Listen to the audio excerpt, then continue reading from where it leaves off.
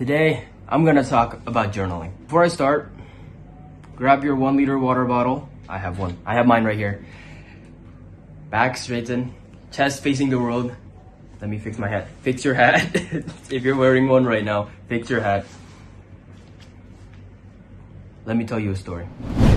Last year, last year, I went to camp.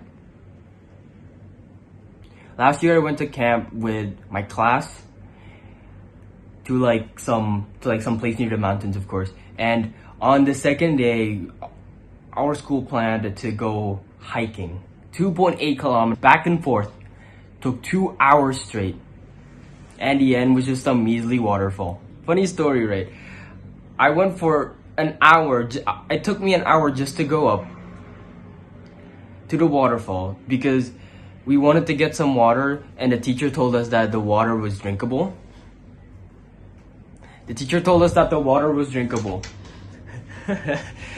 So we decided to go because maybe the water is healthier or more natural there, right? So when we got there, when we got there, I took some of the water. I scooped some of the water from where people was sitting and enjoying the pool. So when I drank it, makes me want to drink. When I drank it, it tasted like piss. It tasted like piss. It was disgusting. It tasted like piss. And when I told my friend about it, he was getting some water as well, right? He already took some of the water. He was getting the water where it wasn't really far away from me, but I think it wasn't at a place where everyone was at. He took some water from there, like a separate source. I think it was a separate source. I don't know. He took some water there. He drank it, and it tasted normal and fine. Tasted like normal water. So I think I actually drank some piss there. So when I got home, to meet with my family, I had the biggest smile. I've made in forever. Because for those 3 days, I missed my family so much. It was the best. And I got ready for bed. And I lied down. I couldn't do anything. I was tired. I just wanted to lie down on my bed and do nothing. Just watch YouTube videos. And that's all I did. Because the day after I went home from camp, I got sick. I got a fever. To be honest, it's probably the pee I drank back at the waterfall. And then 2 days later, I'm alright. But another problem occurred. Guess what? Explosive diarrhea. Bro, I couldn't stop pooping. I couldn't stop shitting for a whole week. More than a whole week. So after I got that explosive diarrhea, because of the fever and the explosive diarrhea, for those whole 7 days or more, I got back into my old habits. I watched some more prawn. I watched some more YouTube shorts. I didn't go anything into food or any video games. I just shorts, and prawn, and I felt like crap. I felt like shit. So that's when I started journaling, and I basically solved all my problems. Plus, because school started and I got disciplined again. Before I go to the next line, let me drink some more water. Drink water. I drink like 4 liters a day at school.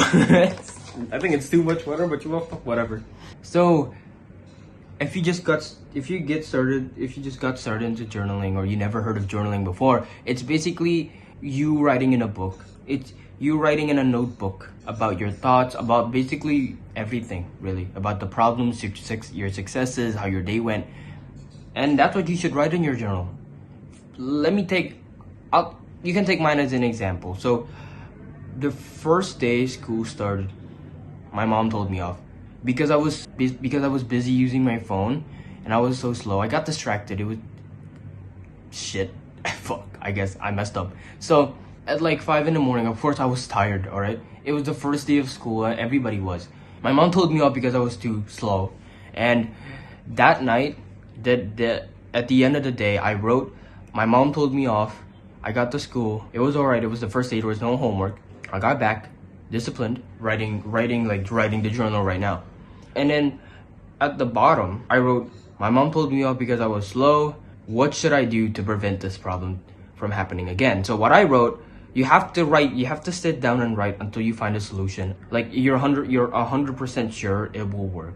And then if it's proven to not work or work, if it's proven to not work, then you write again. So I wrote, I put my phone in a cabinet, and then right before I go to school, I would take it back from the cabinet again.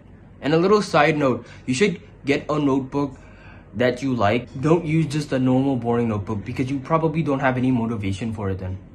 Sure, yeah, okay, be disciplined, do the hard work, especially when you don't feel like it.